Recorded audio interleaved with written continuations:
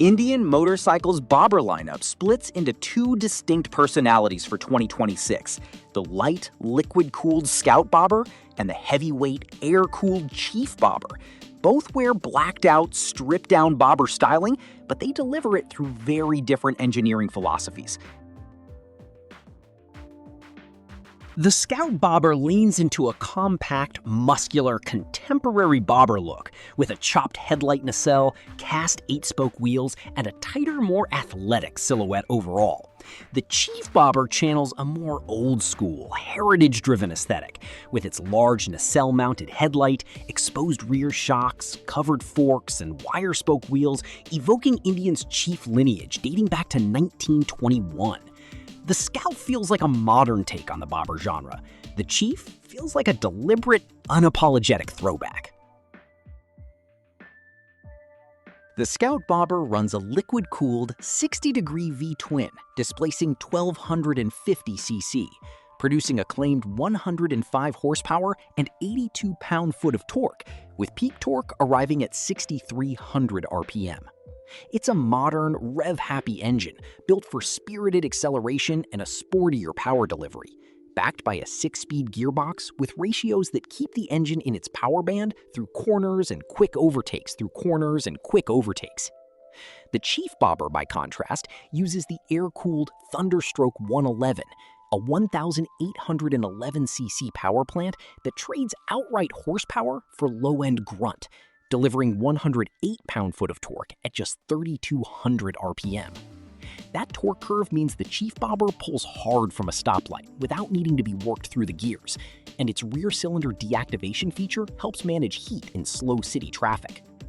Riders who want to twist the throttle and chase revs will gravitate toward the Scout. Those who want a torquey, unhurried pull from idle will prefer the Chief's Thunderstroke character. The Scout bobber tips the scales at 522 pounds dry, 542 pounds in running order, while the Chief bobber is a considerably heftier 670 pounds dry, 694 pounds running order. That's roughly a 150-pound gap, and it shows up everywhere, in low-speed maneuvering, in tight U-turns, in pushing the bike backward out of a parking spot, and in how eagerly each bike changes direction once rolling. The Scout bobber feels flickable and light on its feet, making it easier to live with for newer riders or anyone navigating tight city streets. The Chief bobber carries its mass with a planted, substantial feel that rewards a smoother, more deliberate riding style. And that extra heft translates into a more stable, less easily unsettled ride once you're up to highway speed. The Chief bobber is the larger machine in almost every dimension. It measures 90 inches long against the Scout bobber's 86.9 inches. It's noticeably taller at 53.1 inches overall versus the Scout's 42.2 inches, and it rides on a longer 64-inch wheelbase versus the Scout's 61.5 inches. Seat heights are close, 26.2 inches unladen on the Scout bobber and 26 inches on the Chief bobber, so neither bike disadvantages shorter riders looking for confident flat footing at stops. Where they differ is riding position. The Scout bobber uses a more compact, tucked-in ergonomic layout that puts the rider's weight closer to the machine's center, while the Chief bobber's forward-mounted foot controls and mini-ape handlebars stretch riders into a more upright, arms-out, authoritative cruiser stance. Taller riders in particular tend to find the Chief bobber's roomier cockpit more comfortable over longer stints in the saddle. Both bikes wear a deliberately slammed suspension setup to preserve that low, chopped bobber silhouette, but the Chief bobber offers more travel to work with. Its 46mm telescopic fork delivers 5.2 inches of front travel, and dual shocks with adjustable preload provide 3.0 inches at the rear. The Scout bobber is tighter still, running a 41mm fork with 4.7 inches up front and just 2.0 inches out back from its non-adjustable dual shocks. In practice, the Chief bobber absorbs rough pavement, potholes, and expansion joints a bit more gracefully thanks to that extra cushion, while the Scout bobber's shorter travel reinforces its aggressive, ground-hugging stance at the cost of some compliance over rougher roads. Neither bike is built for off-road excursions, but riders who frequently deal with patchy urban pavement will likely appreciate the Chief Bobber's slightly softer landings. Braking hardware favors the Chief Bobber on paper.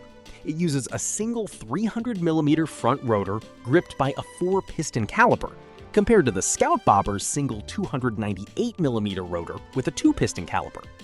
Both bikes roll on 16-inch wheels front and rear, but the Chief Bobber wears more traditional wire-spoke wheels wrapped in Metzler Cruise Tech rubber, while the Scout Bobber uses cast 8-spoke wheels shod with Pirelli MT60 RS tires, a combination that leans slightly sportier and grippier for spirited riding. Both bikes ship with ABS as standard, but the Chief Bobber pulls ahead on convenience tech. It includes keyless ignition, selectable ride modes, a 12-volt charge port, and rear cylinder deactivation for reduced heat at stops. All standard, alongside a 4-inch analog gauge cluster with a built-in multifunction display. The Scout Bobber, in its base trim, keeps things simpler, with digital instrumentation covering speed, tachometer, gear position, and ambient temperature, but no ride command, cruise control, traction control, or ride modes. Those arrive only if you step up to the Limited Plus Tech trim, which adds a 4-inch ride command touchscreen and a USB charge port.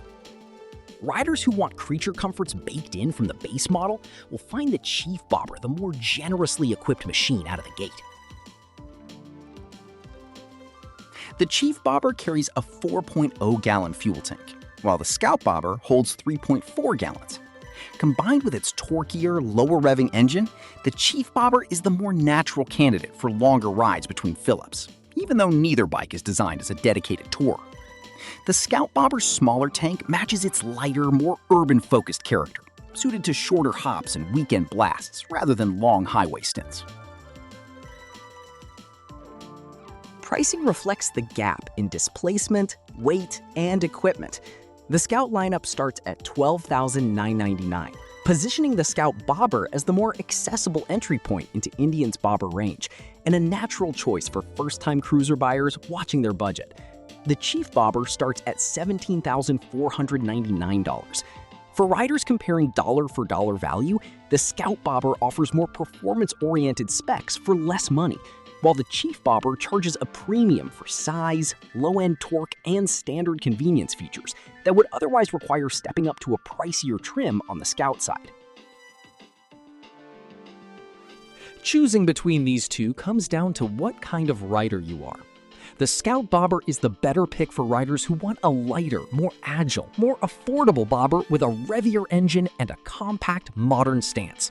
Ideal for city riding, tighter canyon roads, and anyone new to cruisers who wants confidence-inspiring handling without wrestling nearly 700 pounds at a stop sign.